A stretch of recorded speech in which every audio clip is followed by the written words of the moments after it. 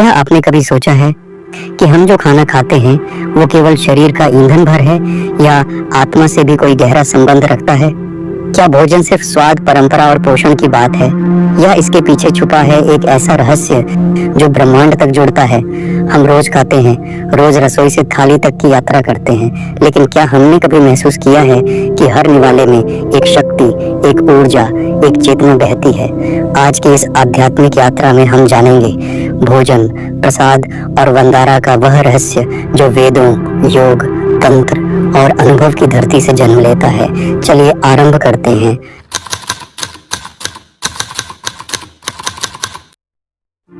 जब भी हम भोजन का नाम सुनते हैं, मन में एक स्वाद, एक आवश्यकता की छवि बनती है। लेकिन भारतीय परंपरा में भोजन केवल पेट भरने का कार्य नहीं था, बल्कि यह यज्ञ का एक अंग था। यहाँ तक कहा गया, अन्नम ब्रह्म, अर्थात अन्न ही ब्रह्म है। हर कौर, हर निवाला एक मंत्र की तरह माना गया। हमारे ऋषियों ने भोजन को ग्रहण करने से पहले उसे संस्कारित करने की परंपरा बनाई। जल छिड़कना, मंत्रों का उच्चारण और सबसे महत्वपूर्ण कृतज्ञता। आखिर ऐसा क्यों? क्योंकि जब हम कृतज्ञता से खाते हैं, तब अन्न सिर्फ शरीर में नहीं, मन और प्राण में भी समाहित होता है।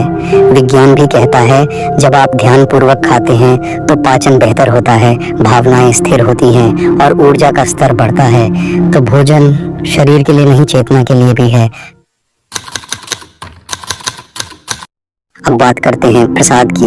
क्या खास है इस शब्द में? प्रसाद यानी प्रसन्नता, ईश्वर की प्रसन्नता का प्रतीक। जब भोजन देवता को अर्पण किया जाता है तो वह मात्र अन्न नहीं रहता, वह बन जाता है ईश्वरीय ऊर्जा का वाहक। मंदिरों में मिलने वाला प्रसाद या घर में पूजा के बाद बांटा गया वह छोटा सा मीठा, वो आपकी श्रद्धा, आपकी ऊर्जा और आपके भावों से भर जाता है।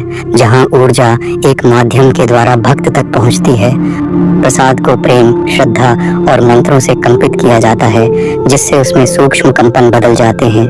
यह कंपन आपके मन और शरीर पर अद्भुत प्रभाव डाल सकते हैं। इसलिए प्रसाद को कभी भी फालतू मिठाई समझने की भूल मत करना, वो आपके जीवन में ऊर्जा का बीज बन सकता है।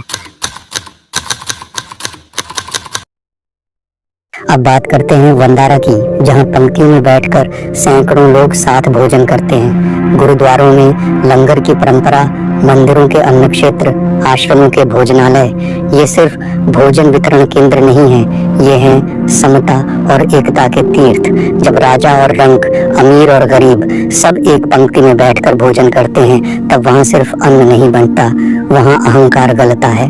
शास्त्रों में इसे कहा गया सहभोजन यज्ञ, यानी ऐसा यज्ञ जिसमें साथ बैठकर भोजन करना ही तपस्या बन जाए। ऐसे स्थानों पर भोजन करते समय केवल शरीर नहीं भरता, हृदय भी भर आता है, क्योंकि वहाँ हर निवाले के साथ आता है सेवा, दया, प्रेम और समर्पण। और यही है वंदारा का रहस्य, जहाँ भोजन विचारों की समानता बन जाता है।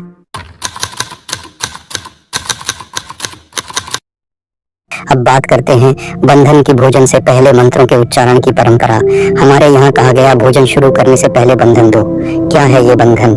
यह एक अदृश्य सुरक्षा कवच है, एक आध्यात्मिक सील। बंधन में हम कहते हैं ब्रह्मार्पणम, ब्रह्म हवि, ब्रह्माग्नो ब्रह्मणाहुतम, ब्रह्मैव तेन गंतव्यम, ब्रह्म कर्म समाधिना। अर्थात अर्पण करने वाला ब्रह्म है, अर्पित वस्तु ब्रह्म है, अग्नि ब्रह्म है, और जो यह यज्ञ करता है वह भी ब्रह्म है। बंधन एक प्रकार से भोजन को यज्ञ बना देता है।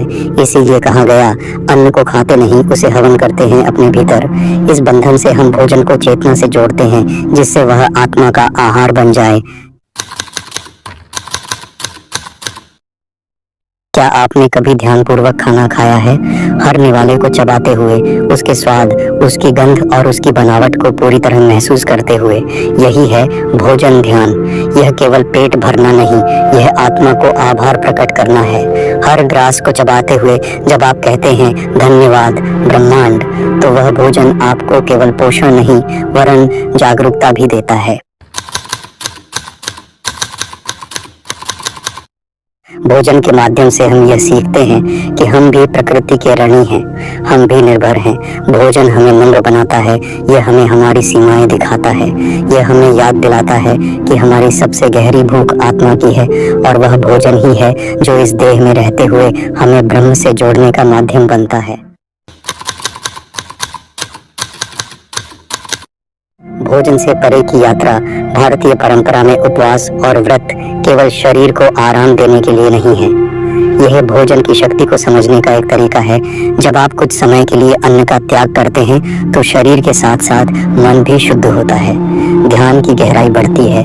आप समझते हैं कि भोजन ही सब कुछ नहीं, बल्कि उसका त्याग भी उतना ही पवित्र हो सकता है। भोजन में मातृत्व और प्रेम। एक माँ जब अपने बच्चे को खाना खिलाती है तो वह केवल अन्न नहीं देती, वह प्रेम देती है, वह सुरक्षा देती है, स्नेह देती है। उसका वह स्पर्श, वह दुलार, वह भोजन को अमृत बना देता है। यही कारण है कि माँ के हाथ का खाना दुनिया का सबसे स्वादिष्ट खाना होता है, क्योंकि उसमें प्रेम की ऊर्जा बसी होती है। ऐतिहासिक परंपरा, अन्न और अर्चना का संगम। भारत के हर कोने में आपको अन्नपूर्णा की कहानियां मिलेंगी। काशी में अन्नपूर्णा देवी का मंदिर इसका उदाहरण है। संत तुकाराम हो या कबीर, उन्होंने अन्न को ब्रह्म माना। दक्षिण में अन्न क्षेत्र की परंपरा रही, पंजाब में लंगर और हर आश्रम में भंडारा। यह भोजन केवल पेट भरने के लिए नहीं था, यह आत्मा की यात्रा को पोषित करने के लिए था। गुरुकुलों में भोजन के पहले छात्रों से संकल्प करवाया जाता था, मैं इस अन्न को ब्रह्म समझकर ग्रहण करता हूँ। ऐसी परंपराओं के पीछे उद्देश्य था भोजन को एक आध्यात्मिक साधना बनाना, क्योंकि जैसा अन्न वैसा मन और जैसा मन वैसा जीवन। दोस्तों, अगली बार जब आप थाली में बैठें तो बस एक पल ठहरिए, उस अन्न को देखिए, उसका रंग, उसकी खुशबू, और सोचिए यह पृथ्वी, जल, अग्नि, वायु और आकाश का मेल है। यह अन्न केवल अन्न नहीं, यह जीवन का सार है। तो भोजन को केवल स्वाद से नहीं, श्रद्धा से ग्रहण कीजिए। प्रसाद को केवल मिठाई नहीं, ईश्वरीय संदेश समझिए। भंडारा को केवल आयोजन नहीं, एक योग मानिए। और बंधन को केवल संस्कार नहीं, एक आध्यात्मिक कवच समझिए। क्योंकि अन्न जब भक्ति से भर जाए तो वही बन जाता है मोक्ष का माध्यम। अगर आपको ये वीडियो पसंद आया हो तो लाइक ज़रूर करें, कमेंट में बताएं आपके जीवन में भोजन ने कब आध्यात्मिक अर्थ लिया, और चैनल को सब्सक्राइब करना न भूलें, क्योंकि हम आपके लिए लाते हैं ऐसी ही आध्यात्मिक और जीवनदायिनी यात्राएं। अन्नम ब्रह्म।